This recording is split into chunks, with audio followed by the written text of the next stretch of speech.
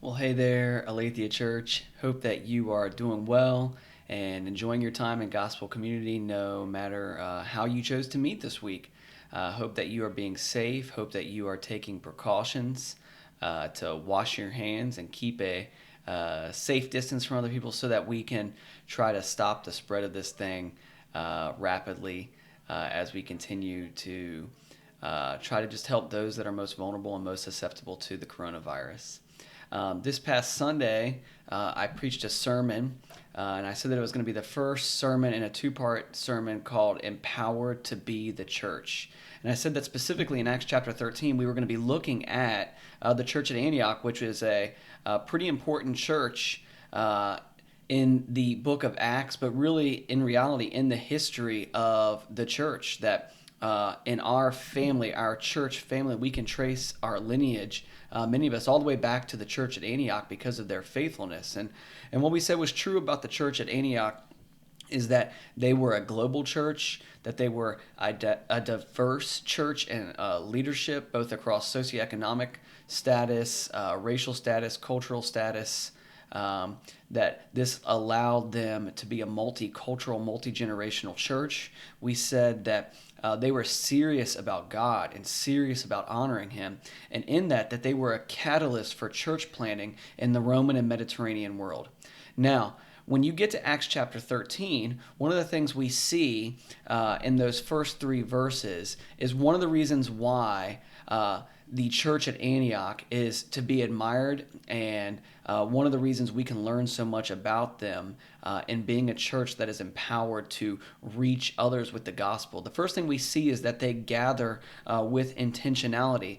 In those first three verses, we see a group of 5 men who are gathered together: Barnabas, Simeon, Lucius, Manaen, and Saul. And I'm not going to go in depth in this video review of what we said about them, but just understand that that was a very diverse group of leaders there in that church who were praying and fasting and worshiping together, seeking what God might have for them to do.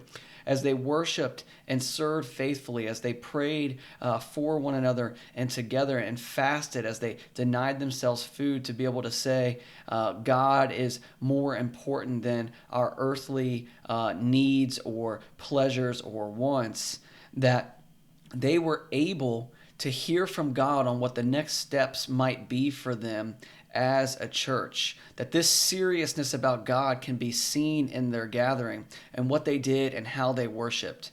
And the beautiful thing is that this seriousness about God and this consistency in gathering and this love for God, even across racial and economic divides, led them to worship and fulfill what Jesus asked them to do in Acts 1:8. And so intentional community frequently happens, but it definitely is happening here at the church in Antioch, here in Acts chapter 13. Now, the second thing we said that we see that is encouraging about the book of Acts and how we can be encouraged and empowered to be the church as well is not only did they gather with intentionality, but they engaged in spirit-empowered mission. Starting in verse 2, we see that the Holy Spirit says this: "Set apart for me Barnabas and Saul for the work to which I have called them." That the Holy Spirit gave specific directions for the church and what they were to do next. And for Paul and Barnabas, this meant go and plant churches all around the Mediterranean and Roman world.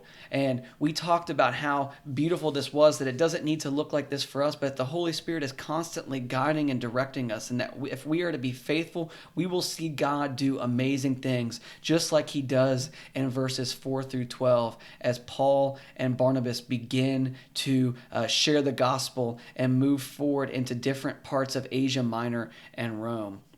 That every mission opportunity won't necessarily involve the type of miracles we see, but it will involve God's faithfulness. And so how do we respond? What does it mean to be the church, even in times like now where we may be hindered from gathering in normal spaces or doing ministry the way that we frequently do? I encouraged us to do 2 things. One is to gather with intentionality. And even if we can't gather face to face or in large groups, we can still give one another phone calls. We can check in on one another. We can use apps like FaceTime or Google Duo or Zoom to check in on one another and still pray for one another, worship together, that it doesn't have to be done face to face, that there are still ways, especially we are blessed in 2020 to have tons of outlets for that. But the second thing I said is that we could still engage in spirit-empowered mission.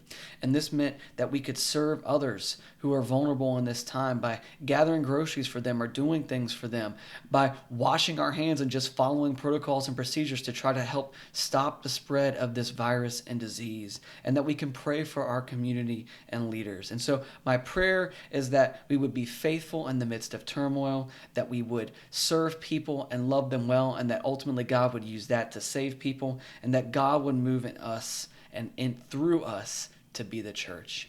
God bless you guys. I love you. The leaders and I are praying for you. Go and be the church.